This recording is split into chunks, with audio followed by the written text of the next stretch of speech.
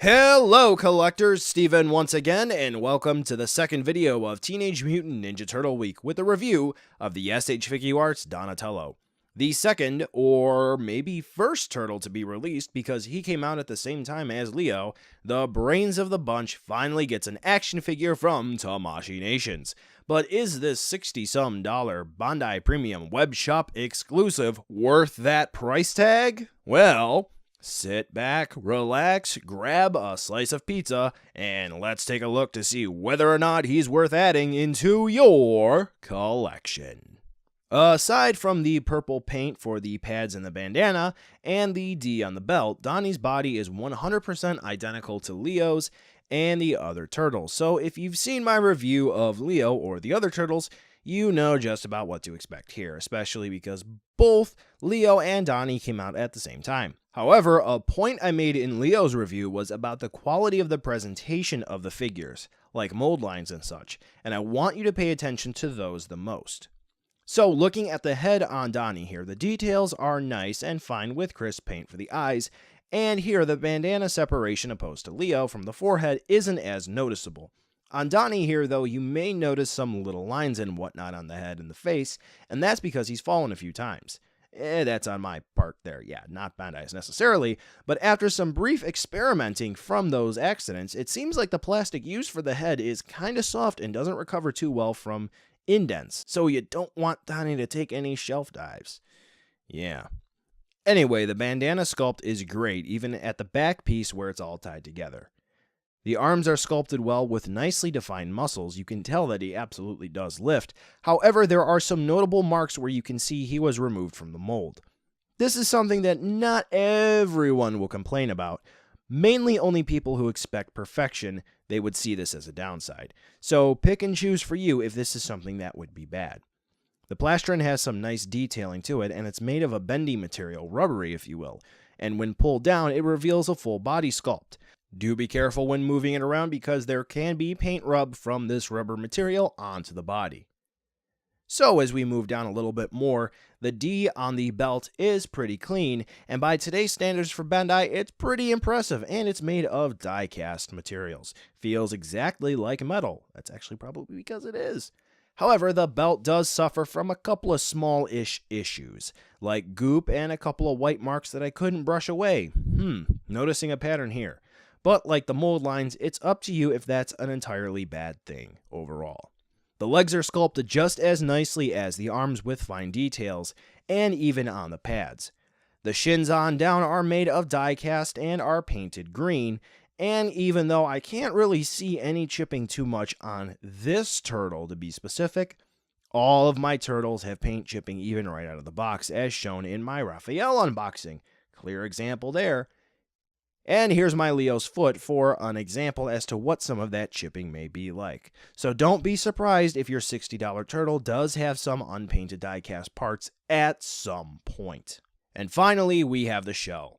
Overall, it's alright with what looks like some texturing effects achieved, which, it's actually pretty thick paint, and some paint bubbles, one or two, it looks like they kind of popped. Overall, at a distance or casual handling, the issues that Donnie has, they're relatively minor.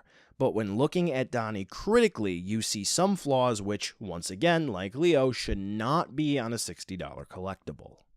Donnie's articulation is identical to the rest of the Ninja Turtles, including Leonardo, so if you've seen my review for Leonardo, you know what to expect here out of Donatello. However, we're going to go over a breakdown because this is Donatello's review, right? Right, so what do we have? The head attaches into the neck on a ball joint, and then that ball joint is actually attached even more into the neck on another ball joint. So we got like a double ball joint system going on here for just the head by itself. So that's really cool. So we can twist and turn and spin Donnie's head around.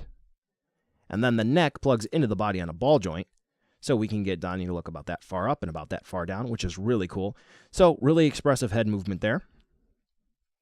Very nice. We have a butterfly hinge system here for the shoulders. So you just want to be very careful not to rub up against the Plastron again, because like I showed in my Leo review, if you rub this rubbery piece up against the plastic, you may leave yellow residue, and I think you can even see it a little bit right there on Donnie's thigh, which is never a good thing to see. You can see it right there. So do be careful on that. It's a bad quality control issue, kind of like the paint scraping on the legs. But anyway, aside from that, the shoulders plug into the body on a ball joint, which is actually die cast. So you want to be careful there, because if you're going to move the arm, make sure you're doing it actually at this little portion of the shoulder and not somewhere down here. Because if you're going to move it somewhere down here, let's say the shoulder is up about that high and you go to move it this way, you're going to be putting stress on the hinge joint, and you don't want to do that because you're going to stress out the plastic. And once you stress the plastic, then things start to break and you don't want to do that. But anyway, we get a hinge at the shoulder, which is pretty cool. So you can raise Donnie's arms up about that high. Something else to take note of, though, as you go to raise Donnie's arm, you can see that there is some collision here with the plastic, and if you keep raising and lowering, you're going to have some paint rub here from this portion of the sculpt. You don't want to do that. That happened to my Leo figure. I did buy it used, so c'est la vie. And you're going to have some paint rub over time. Again, you don't want to do that. So do be mindful when you're moving that hinge up and down. Okay, folks? Okay. So we have a bicep swivel. You can spin Donnie's arms all the way around if you want. I don't know why you would, but hey, you can. We have a double hinge joint for the elbows, but once again, we have the pads, which do block the articulation, so this way he can't go all the way back, but that's okay. I mean, you don't really necessarily need all that much movement. We have the swivel hinge for the wrists. You can spin the hands around, because the hands are actually on ball joints attached into the wrist, and you'll see that in the next section. So overall, we get nice arm movement there. We get all the ninja poses that we would need. Now, the torso, we do have two joints. We have an ab crunch here, which kind of works. Sometimes I'll move it on accident, and it works wonderfully. It is the joint that I showed you earlier here. You can actually get that to move. You can get it to rock around just a teeny tiny bit, not too much. But we do have a waist joint, which is fully functional, and you can get Donnie to twist and turn from side to side just a little bit and rock around like that. Do take note, though, you want to watch out for the belt, this little rubber band type thing here, because if you put too much stress on that, I would imagine that that would break over time. So you don't want to do that. So don't like crank him one direction or the other, just little turns here and there. That shouldn't put too much stress on it. So just be safe. So we have hips. We have pull down hinges. So you can pull his hips down a little bit, but you got to put some ass into it, because once again, we have die cast here and it's very tight. So if you're just doing it gently, you're not going to move it down too much. But if you put a little bit of effort into it, you're going to pull it down. And then we have the same sort of issue here that we have up in the shoulders. We have plastic on plastic. So if you don't pull the hinge down all the way, then you're going to have some paint rub issues. But that's about as far out as you can move Donnie's legs when you pull down the hinges, because we do have ball joints at the hip-thigh connection. So Donnie moves his leg out about that far forward, that far back. We have double hinge knees, which once again, the knee pad does block some of the articulation. But, you know, once again, that's kind of okay, like the elbows, because we don't really need that much bend. That's serviceable just fine enough. And then we have ball joints for the ankles. We do get ankle rocker movement, but it's nothing like a Kamen Rider or an Ultraman SH Figuarts. This doesn't go completely flat and even there, but, you know, it works. And then we have a toe hinge, which goes all the way up, or it goes all the way down like that. So that's pretty cool. So if you're looking to get a Donatello figure with all of the works in terms of posing, this is probably going to be the one that you want to get, because with relative ease, you can get Donnie into a lot of cool poses with that die cast. Let's see if I can do it here. And once you do get him into some of those neat poses, then he will stand on your shelf just like that. So overall, if you know how to pose your figures and you're very mindful of not letting the plastic touch, then this is definitely the action figure of Donatello for you. Now for the accessories, and to be honest, Donnie's a bit light. We get extra hands, the severed head, his bow staff, a back piece to hold it, and a slice of pizza. So yeah, that's about it. Let's break it down. For the hands, we get the default fist as usual. And for extras, we get a slight open fist set with a hole to hold weapons, slightly splayed hands for holding accessories, and fully splayed hands for action poses.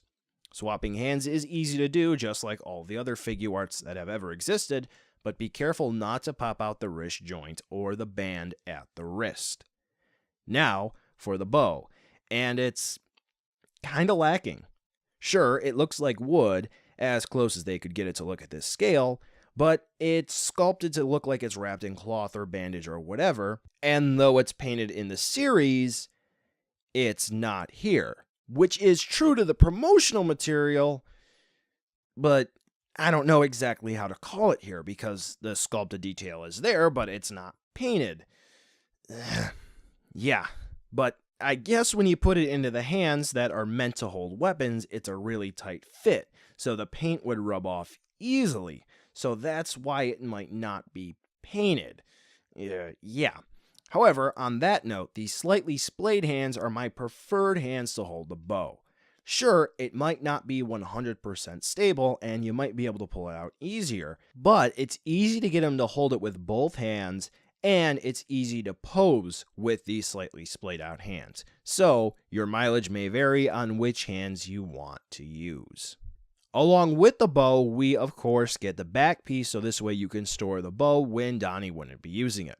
And to get him to use this piece, all you have to do is pop the back part off by sliding your fingernail or whatever you will in the little hole that's on the back of the shell. I prepared it for this video, that's why it flies off so easily. It's actually pretty hard to do it on the belt, and you pop that part off and you put the new part on. Then all you have to do is slide the bow in, and Donnie can be posed in any way you want. It may take you a little while to get that initial band on the back to pop off, but don't worry, it will come off just fine. Now for that severed head, it can actually be swapped with his default head, and all you have to do is pop the bandana part off the back of Donnie's head, pop the head off, then attach the new happy smiley face head and reattach the bandana piece, and everything's hunky-dory. The new head looks nice, and it's good to see that we get a goofy face with the Ninja Turtles. It's very, very appropriate, and it's good to see a nice smiling face on the shelf. Finally, we're going to look at that pizza. Nice details. It looks really greasy, and it has a cool bend to it that makes it look like it's normal, sloppy, greasy pizza. But that's about it. Sure, you can get him and the other turtles to hold it, but at the same time, one slice doesn't work too well for a whole display. In this situation, why not go for a whole pie with one slice that you can hold, or maybe a couple of slices? Now, I know that there's a Marvel Legends figure, I believe it's a Spider-Man that came with a pizza slice, so if you want more for cheap, that might be an option, and you get a new Spider-Man to go with it. But all in all, I kind of feel like Donnie is the weakest of the bunch in terms of accessories. All of them are definitely true to character, of course, but even the bow is long, it's skinny. If he came with one more thing, it'd be a bit better. To be honest, for bang for your buck, I really don't think Donnie does that job too well. We should have gotten more pizza. And here is the infamous size comparison section where you get an idea of exactly how big the SH Figuarts Donatello is. As you can see, he's as big as the other SH Figuarts Ninja Turtles, and if you've already cleared a space on your shelf for a general SH Figuarts figure, expecting it to be the same size as Donnie, chances are you judged correctly. So, buy now, skip, or wait for that deal. Donnie looks fine, with the major drawback being the concern for paint damage. He has serviceable articulation for turtle fans and enough accessories to fit him sort of well, but still leaving you feel like he could have come with more. Not exactly a bad release, absolutely a fun figure, but comparatively I would say he's the weakest release of the four figures. But that pizza though. Regardless, if you're a TMNT fan or you just like the character, you probably won't be disappointed. However, there is a reason why he, generally speaking, is the cheapest Ninja Turtle available on the market now, at least in the SH Figuarts line. Yes, good figure, but definitely those accessories in comparison to the other turtles really makes it feel like you're not getting your full money's worth. If you can get him between the $45 to $50 price tag, preferably somewhere towards the lower end of that spectrum, you may feel a little bit better about making the purchase.